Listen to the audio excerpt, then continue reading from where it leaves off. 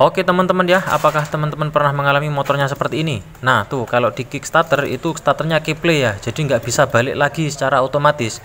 Nah jadi di sini adalah penyebabnya, yaitu per Kickstarternya itu sudah putus ya teman-teman. Nah ada beberapa motor yang memang per starternya itu berada di luar. Nah jadi seperti ini kelasnya motor Supra Series atau sejenisnya Grand dan Supra lama, itu starternya masih di belakang kopling. Tetapi kalau yang Revo Absolute itu sudah di tengah ya, jadi bongkarnya itu harus belah mesin.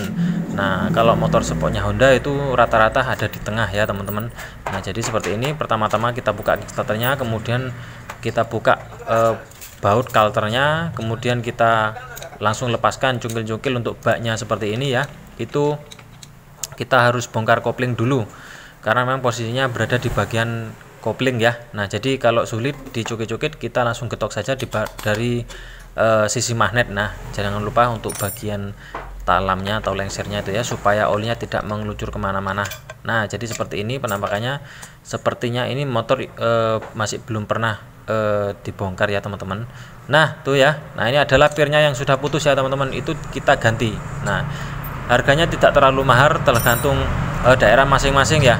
Nah kemudian sebelum kita langsung ke penggantian pernya, kita bongkar dulu untuk di bagian kopling sentrifugalnya. Nah itu kita bongkar ya, kita buka filter sentrifugalnya di situ, kemudian kita cungkil penguncinya mur mahkota, itu kita buka dulu ya teman-teman menggunakan kunci sok mahkota atau kunci khusus seperti ini. Kita gunakan impact ya, jangan di drip, nanti kalau di drip stick askreknya itu bisa goyang, jadi nanti motor getar ya kalau dikendarai. Nah jadi seperti itu.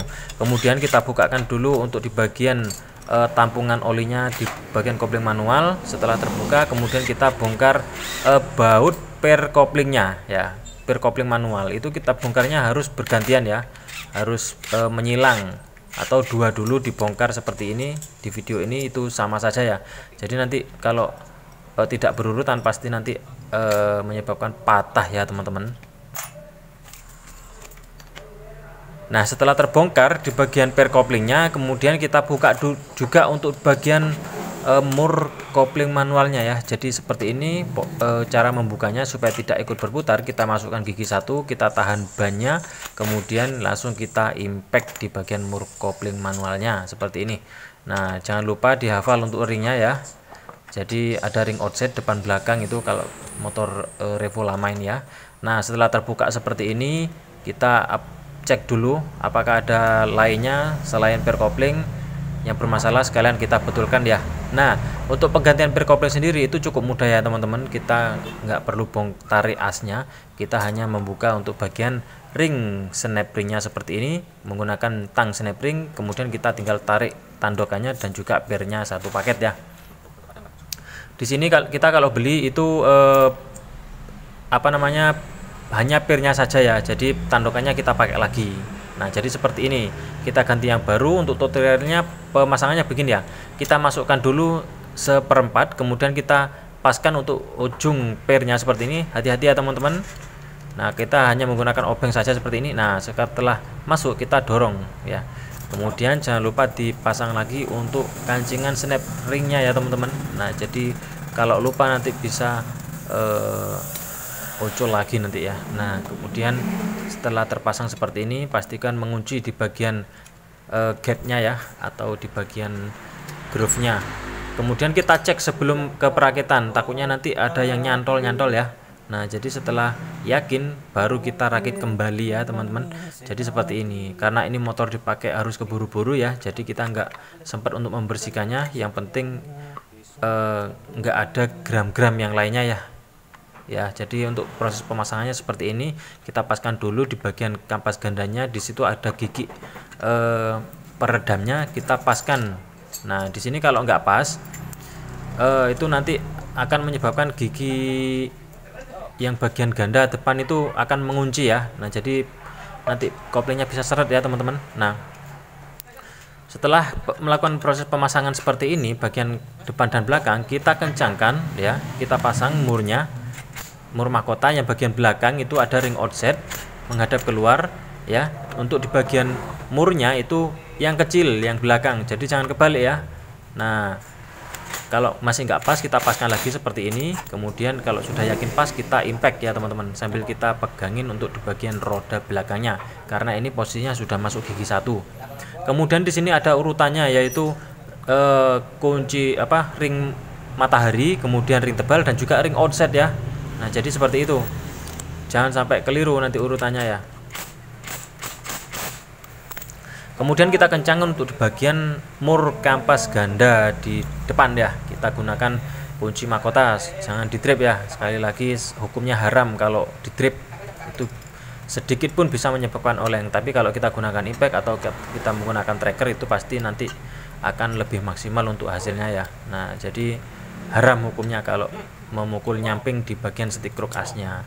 Nah, setelah terpasang, kita kencangkan bautnya semuanya, sudah selesai. Kemudian kita pasang untuk di bagian pair coupling manualnya. Pemasangan pair coupling manual ini ada berbagai cara ya teman-teman. Sebetulnya ini yang bagian kampas ganda depan itu, supaya tidak kesulitan, itu jangan dipasang dulu untuk murnya. Nanti mangkok gandanya itu bisa digeser keluar sedikit ya. Jadi pemasangan aluminium penekan pirnya itu atau kaki lipatnya itu bisa lebih mudah atau lebih leluasa ya. Nah, tergantung skill masing-masing ya. Yang penting pada intinya pemasangan pirnya itu harus pas. Kalau belum pas, kita tinggal cungkil-cungkil sedikit demi sedikit ya. Kita paskan keempat pir itu, kemudian kita pasang bautnya keduanya supaya nanti bisa muter ya. Dipasang dua dulu untuk bagian bautnya. Nah, kemudian kita tinggal yang lainnya kita pasang ya sedikit-sedikit, sambil diperhatikan untuk dudukan pirnya ya. Kalau melenceng ya kita luruskan, jangan dibiarkan melenceng, nanti nggak pas ketika kita mengencangkan gumpil nanti ya. Nah, jadi seperti itu. Nah, ini tinggal satu kita pasang juga ya, kita kencangkan semuanya. Jadi seperti ini ya teman-teman. Nah, cara kerja kopling itu sendiri, kalau motor otomatis ya, motor bebek itu kalau yang betul itu kampas ganda atau mangkok ganda ya, kan kampas ganda. Mangkok gandanya itu putar ke belakang itu bebas, tetapi kalau diputar ke depan dia ngancing ya, itu adalah yang normal. Nah, jadi seperti itu. Karena banyak kejadian ketika kita memasang kampas ganda, terutama motor Yamaha, itu nanti bisa ngancing semuanya ya, karena ada cage atau bentengannya itu kebalik ya. Nah, kalau di motor Honda jarang sekali sih. Setelah terpasang untuk di bagian filter sentrifugalnya di bagian kampas ganda, itu kita langsung pasang untuk bak koplingnya. Karena di sini packingnya masih bagus ya, ini masih bawaan orinya, jadi tidak saya ganti, dan agak dilem sedikit sih untuk di bagian bak koplingnya. Itu untuk packingnya sedikit saja, tipis-tipis, jangan terlalu banyak. Nanti habis ini kita mau pasang ya teman-teman. Nah, jadi sebelum kita pasang, kita paskan dulu untuk ontelannya. Itu urutannya bearing, kemudian tempat segitiganya, kemudian ontelannya. Nah, dan di situ yang perlu diperhatikan, ontelannya itu untuk yang ke asnya itu ada topnya ya teman-teman. Kalau di asnya topnya itu garis, kalau yang di ontelannya itu titik. Nah, jadi nggak kelihatan kalau di kamera ya. Setelah terpasang semuanya seperti ini, kita paskan lagi ya. Kita pasang lagi untuk di bagian baknya. Nah, di sini saya tidak melakukan penyetelan koplingnya ya, karena ini masih enak untuk setelan koplingannya, dan kita tidak merubah susunan daripada kampas itu sendiri. Kampas koplingnya sudah kita juga tidak menggantinya ya, jadi nggak perlulah kita setel ya. Jadi motor ini memang benar-benar standar sih ya teman-teman. Nah, jadi seperti itu. Kalau teman-teman punya kasus starternya itu tidak bisa balik, itu sudah dipastikan bahwasanya pirnya itu sudah pasti putus atau sudah lemah ya. Nggak putus tapi biasanya retak ya, sama saja ya, putus ya teman-teman. Nah, jadi seperti ini kita kancing lagi untuk kickstarternya menggunakan kunci shock 12 boleh ya teman-teman, kunci pas, kunci ring, impact ya sama saja. Kemudian kita isi lagi untuk olinya. Di sini karena dananya agak minim sih ya, jadi ini mau dipending dulu untuk ngetapnya. Sebetulnya bagus, kalau memang jelek ya kita ganti saja ya teman-teman. Nah, jadi tergantung orangnya masing-masing. Pada intinya level oli itu harus takaran olinya itu harus standar ya. Meskipun pakai oli yang lamanya, kalau memang kurang itu kita tambahi lagi ya. Jadi nanti dibilangin orangnya, nanti dalam waktu dekat harus disiapkan untuk ngetapnya ya teman-teman. Nah jadi seperti itu tutorialnya bagaimana cara mengganti per starter punya motor Revo lama, Supra, Grand itu sama ya. Itu